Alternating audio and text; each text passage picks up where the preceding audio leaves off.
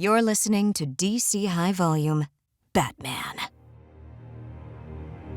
After a routine patrol gone terribly wrong, Bruce Wayne is now haunted by a specter that refuses to be banished. The bat-like entity drags Bruce through a series of visions, from the initial spark of their shared origin to a psychotic slide into the heart of darkness. And now, Batman, Ego, Part 2.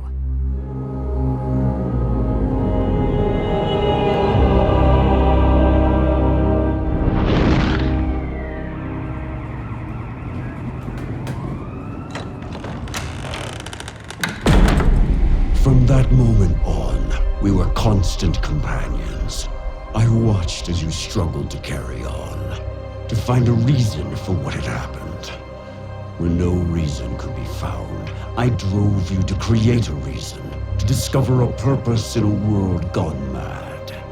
All your travels, all your training, the thirst for knowledge and adventure, I was there, silently urging you forward. I have the means, the skill, but not the method. Even when you thought you were ready, you still had to come to terms with me. God. Fear of God. Fear. I was there. I was inescapable. How, Father? What do I use to make them afraid? But you still could not speak my name. Without warning, it comes. Finally, in an explosion of glass, we came together. Crashing through the window of your study.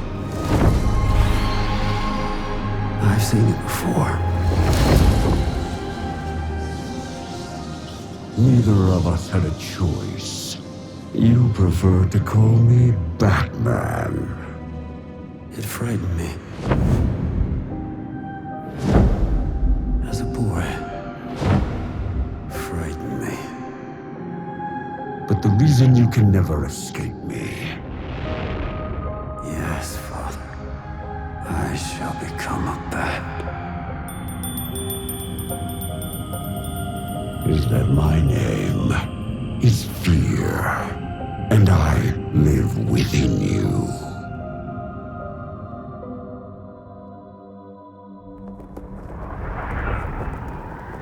Your purpose had always been clear, but I supplied the method.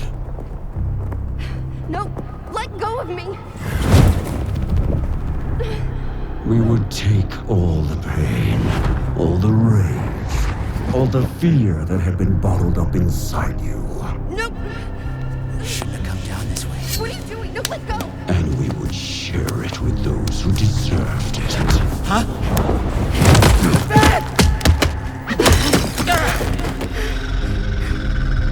We were magnificent then. We descended on this city like an unholy instrument of vengeance.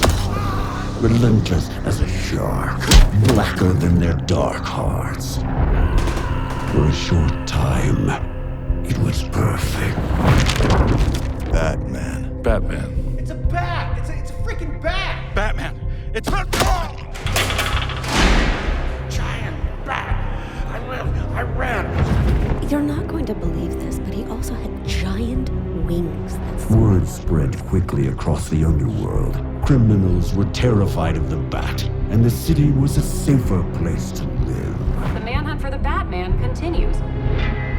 It's Batman and his one-man war on crime. Known as the Batman. One-man war on crime. Extra, read it here. A masked vigilante has been doing a one-man war on crime. We were a force of nature that acted above the law. Take him down! However, it wasn't long before your vanity and need for approval yielded to the call of celebrity. have a friend who wants to help. I have endured this, as well as your somewhat pitiful need for companionship. The war necessitates allies. I accept Gordon and the bat signal because it furthers our cause. Amusing. You assumed that I was talking about Gordon. I was referring to the boy. Get it together, guys. He's just a kid. That's all you got? He's able to take care of himself. I see. Do you honestly believe? I will not discuss this. Very well. There are far more important issues in front of us. At the same time our crusade caused a radical drop in street crime, it also seemed to nurture a more extreme type of criminal. Power-mad geniuses. I, Hugo Strange, have done it again! Sadistic madmen. Yes, fear. Flamboyant opportunists. Wow. Obsessive, murderous psychotics. They all seem compelled to rise to our unspoken challenge. But above all of them, there is one whose very name can send the city into a state of unbridled terror. There is one responsible for more deaths than all the others combined. Where others kill for power or profit, this one kills for his own amusement.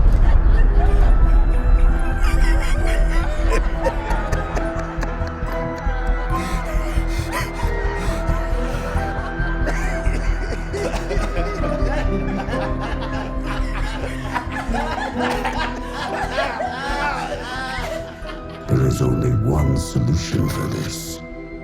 Insanity. We must satisfy justice. We must kill the Joker.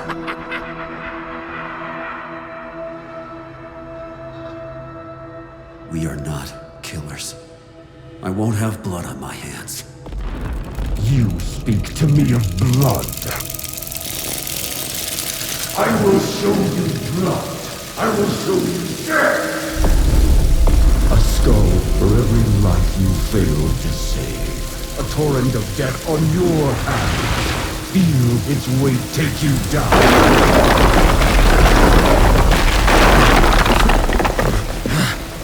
Bruce Wayne, humanitarian. You self-righteous hypocrites. You talk about the sanctity of human life, while you lie buried under scores of human victims.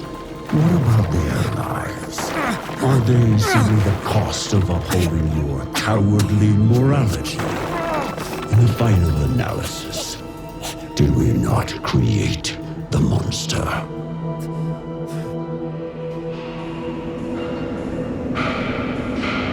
Axis chemicals. That was the night, Bruce. After that, there was no turning back. Hey, where'd he go? This way. Let's all down this way. Come on. Hey, Down. stop! Officer down, requesting backup. Copy. How many perps outstanding? 5 on the run. One's in that damn Red Hood gang getup. Whoa! Stay back! Don't get closer or I'll...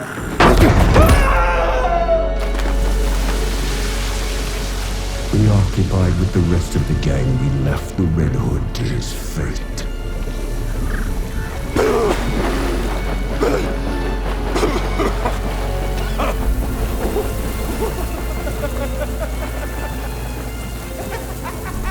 And in so doing, we set loose upon the night something far more savage.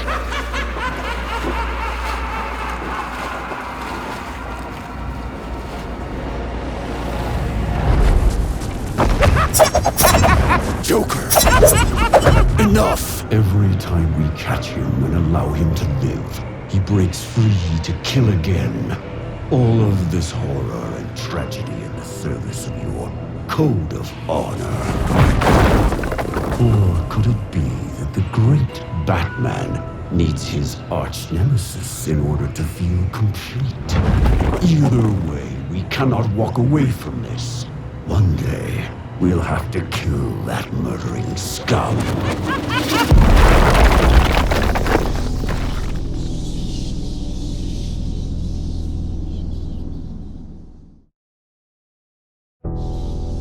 Don't you have anything to say for yourself?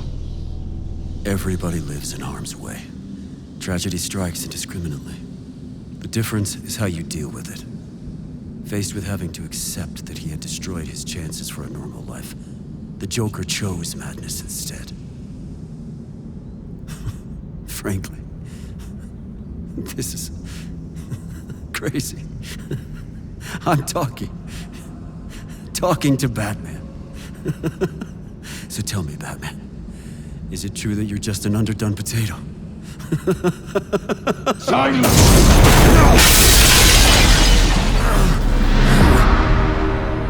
You consider this madness. What do you think it will be like when you turn your back on me? Ignore me now, and I promise you will live to regret it. You swore to your parents, to me, that you would dedicate your life to this crusade.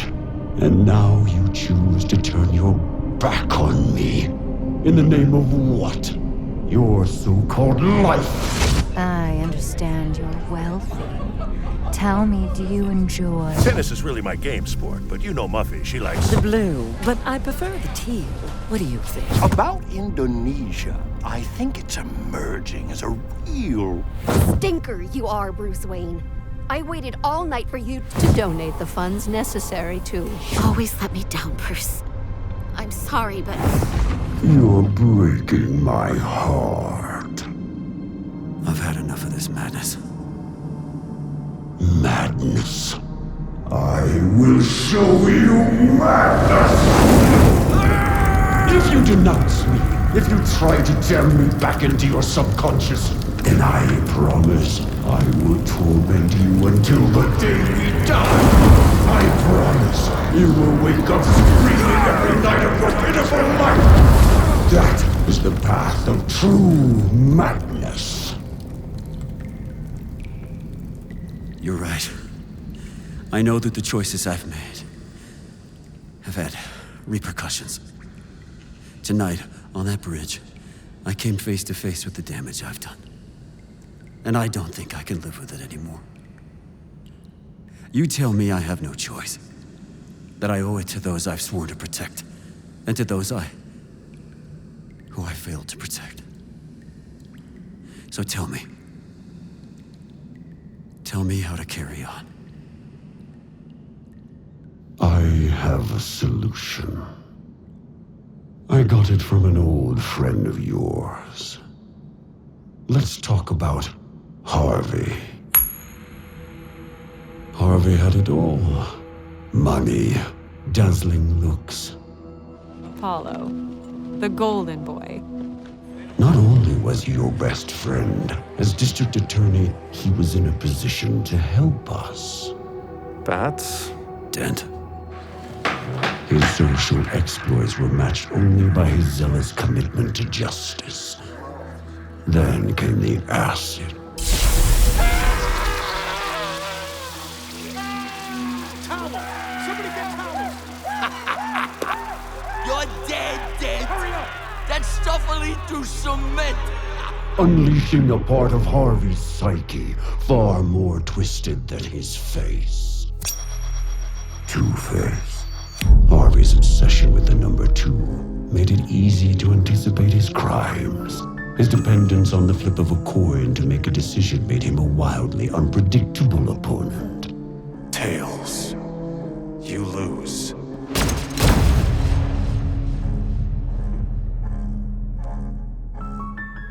Harvey was in a position where his secret self could act freely. Harvey's condition ensured he couldn't be held accountable for anything Two-Face did. His condition? He's mentally ill. Perhaps you would prefer a more spiritual example? Ancient cultures speak of simple tribesmen inhabited by the spirit of great warriors. Modern training and mental conditioning can turn a small-town schoolteacher into a killing machine. Even your beloved Don Diego, your Zorro, understood the most basic principle of anything worth fighting for. In war, there are casualties. But I'm not a killer. I am painfully aware of that. I do believe it has something to do with your father being a healer. That and the fact that you saw your parents brutally murdered before your eyes. Therefore, although we share a host body, I suggest we admit that we are separate entities. You are not responsible for my actions, any more than I am responsible for yours. Any truth to the rumors about Princess Caroline? Gotham Gazette, Mr. Wayne. The 25-year-old heir to the Wayne millions. As Bruce Wayne, you'll be free to chase women, build hospitals, kiss babies, whatever you desire. But when the Batman is needed, you will step aside and leave me free to deal with the devil in kind. You're talking about what? Self-induced psychosis? Voluntarily splitting our personalities? I'm talking about freedom to act, to fulfill our individual destinies. You are truly ruthless. I should know. It was my force of will that molded you in this image. But I channeled your fury towards a purpose. I tempered your wrath. Left unchecked, your vengeance would be monstrous.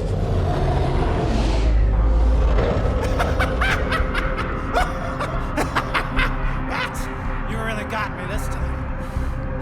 You really got me. No.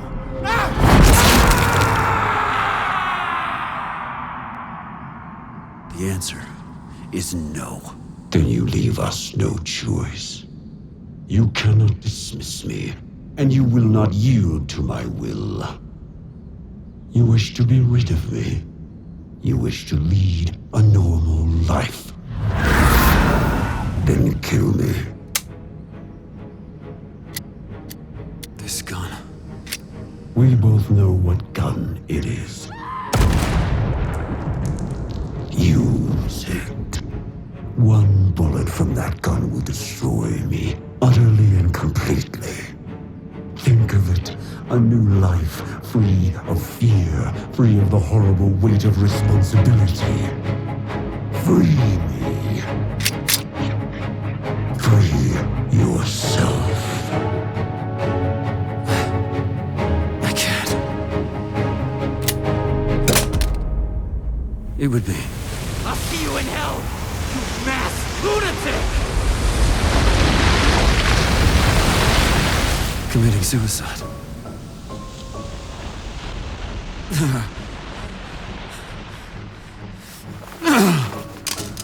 For God's sake, is this my life? Is this what I have to look forward to? Yes. It is our destiny.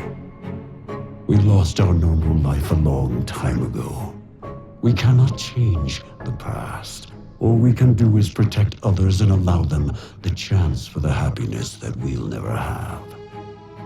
You have to accept that. The truth hurts. But a very wise man once said that the truth will set you free. You must understand there's a line we may never cross. No killing. It is the only difference between us and them. As much as Batman is a terrifying symbol to the underworld, he's also a symbol to the good people of this city. A symbol of hope.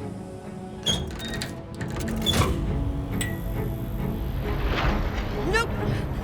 You shouldn't have come down this way. What are you doing? No, let go! Huh?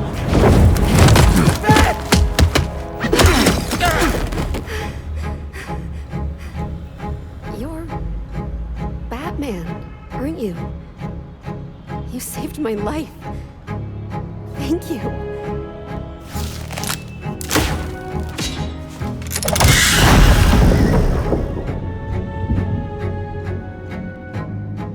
If you can live with that, Bruce Wayne can live with the responsibility. Agreed.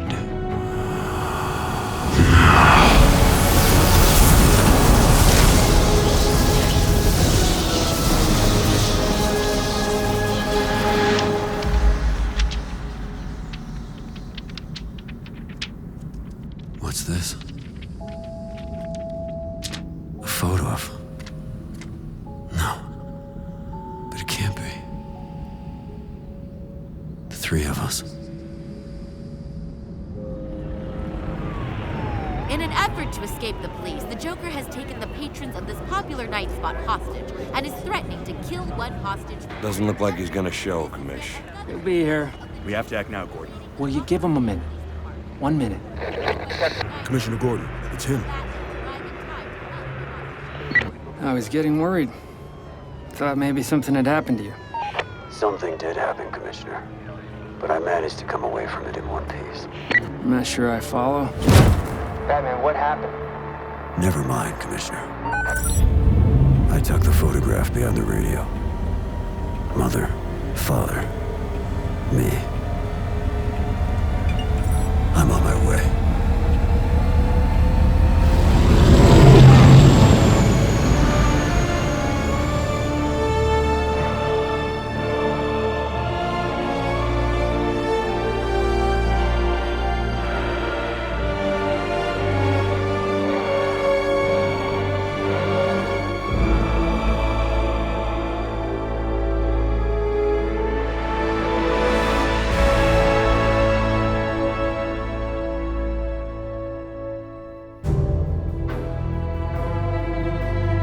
You've been listening to DC High Volume Batman Ego.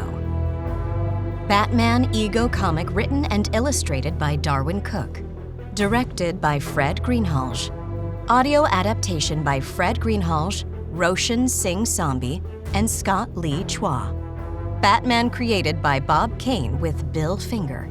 Starring Jason Spizak as Bruce Wayne, Batman, and Ego, with Charles Halford as Thomas Wayne, Rebecca Mozo as Martha Wayne, and Cassidy Caston as young Bruce. Also starring Troy Baker, Hayden Bishop, Reba Burr, Ajay Coleman, Ethan Dubin, Darren DePaul, Richard Epcar, Nick Fisher, Dan Gill, Eric Lang, Tommy Kang, Stephanie Koenig, Ronnie Marmo, Michael McClone, Rebecca Mozo, Adam O'Byrne, Jay Paulson, Stephanie Shea, Kevin Smith, Mike Starr, Eric Morgan Stewart, Keith Sarabica, Casey Turner, Pilar Uribe, Simon Vance, Maura Vincent, Time Winters, Mick Wingert, and Laith Walschlager. With crowd voices by Philip Hobby, Heather Irish, Tony Riley, William Walker, and Ashanti Williams.